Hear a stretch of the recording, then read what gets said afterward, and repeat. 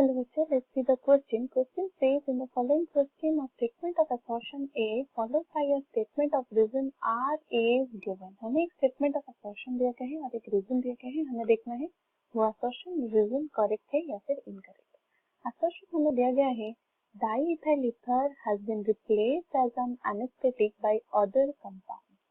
Diethyl ether को हम replace करके दूसरे कंपाउंड को एज एन एनेस्थेटिक यूज करते हैं. रीजन दिया गया है diethyl ether is highly expensive.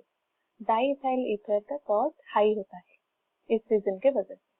यहाँ पे हमारा की concept is use of diethyl ether. Diethyl ether as an anesthetic.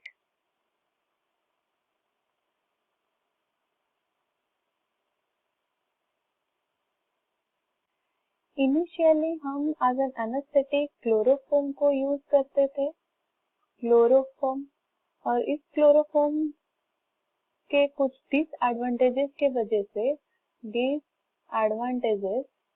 तो हमने क्लोरोफॉर्म की जगह we use diethyl ether. Diethyl ether और इस डाईइथाइल ईथर को फ्रॉम डेवलपिंग कंट्रीज में यूज किया जाता है. डेवलपिंग कंट्रीज यूज करते हैं due to its inexpensive value. Due to inexpensive value that means इसका जो कॉस्ट होता है that is low cost.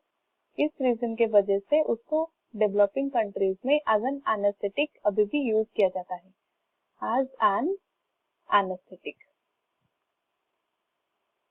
But इस diethyl ether has some bad impact. वो उस डाईइथाइल ईथर का कुछ बैड इम्पैक्ट बॉडी का हेल्थ में ऊपर आता है इस रीजन के वजह से. फॉर एग्जाम्पल किस तरह का बैड इम्पैक्ट? अगर हम उसको ब्रीथ या फिर इनहेल कर लेते हैं इनहेल तो हमें ड्राउजीनेस, डिजीनेस, वॉमिटिंग इस तरह से कुछ सारे इम्पैक्ट हमारे हेल्थ इश्यूज में आएंगे.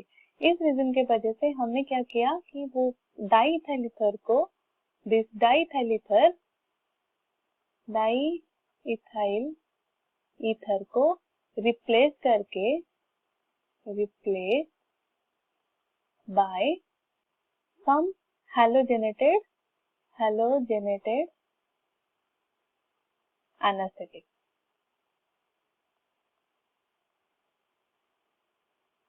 जैसे कि हेलोइथेन, 2-ब्रोमो, 2-फ्लोरो, 1,1-ट्राइफ्लोरोइथेन इस तरह के हम हेलोजेनेटेड एनेस्थेटिक यूज किए in the place of diethyl ether. तो यहाँ पे हमने देखा डाईइथाइल ईथर को किस तरह से रिप्लेस किया गया दूसरे कंपाउंड के साथ.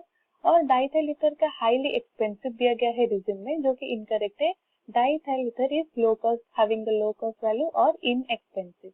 तो हमारा assertion is correct, reason is incorrect. That means हमारा option C is the correct option.